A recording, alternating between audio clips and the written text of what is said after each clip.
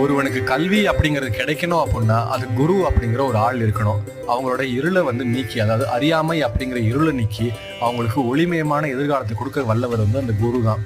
ஒரு சாஸ்திரத்தையும் சரி வேதத்தையும் சரி யாரும் சாதாரணமாக படித்து அதை புரிஞ்சிக்க முடியாது. அதன் வழி எப்படி நடக்கிறது அப்படிங்கிறது தெரியாது. அதனால குருவே அதை படித்து அதை புரிஞ்சு அதை மக்களுக்கு அவரோட சீடர்களுக்கு எளிமையான வழியில் புரிஞ்சு சொல்லி அவர் சொல்லி கொடுக்குறாரு. இதனால அந்த மக்கள் அறியாமை அப்படிங்கிற இருள் நீங்கி அவங்களை இறைவன் எப்படி அடையலாம், உண்மையின் சொரூபமாக நம்ம எப்படி வாழ்றது அப்படின்னு சொல்லி அவங்க வாழ்றதுக்கும் அவங்க அறியாமை அப்படின்ற இருளை நீக்கி அவங்க இறைவனை அடையிறதுக்கும் அவங்க உறுதுணையாக இருக்காங்க.